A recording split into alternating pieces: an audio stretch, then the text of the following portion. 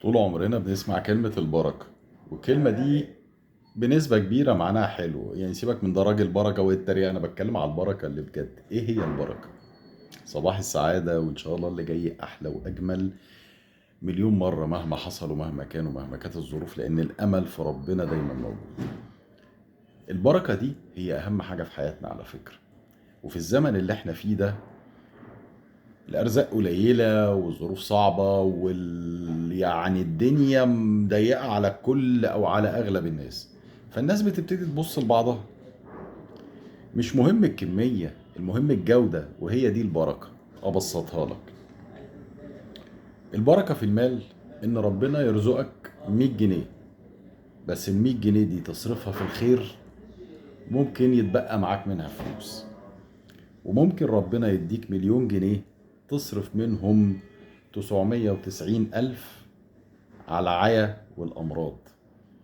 يبقى دي فيها فلوس. 1000 جنيه كان فيها بركة ولا 100 جنيه كان فيها بركة؟ وال1,000,000 جنيه ما فيهاش بركة.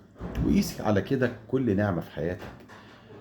ممكن ربنا يديك الولاد بس ما فيهمش بركة، يطلعوا عينك ويزهقوك، وبعد الشر يبقى انت مبتلى بيهم.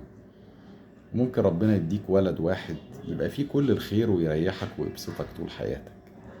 وقيس على كده كل نعمة في حياتك.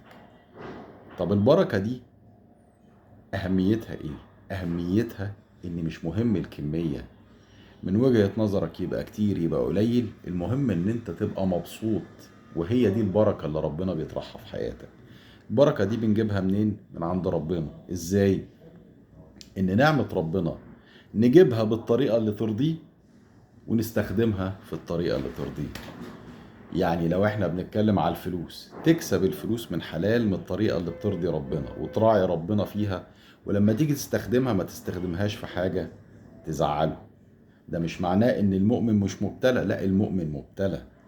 بس البركة اللي ربنا هيطرحها في كل النعم اللي عندك، في صحتك، في عربيتك، في بيتك، في عيالك، في شغلك، في فلوسك، في علمك، في كل حاجة، هتخليك سعيد ومرتاح مهما حصل. ربنا يا رب يطرح البركة في حياتكم وفي ولادكم وفي فلوسكم وفي كل حاجة. ولكل واحد اتفرج على الفيديو ده، وصباح السعادة.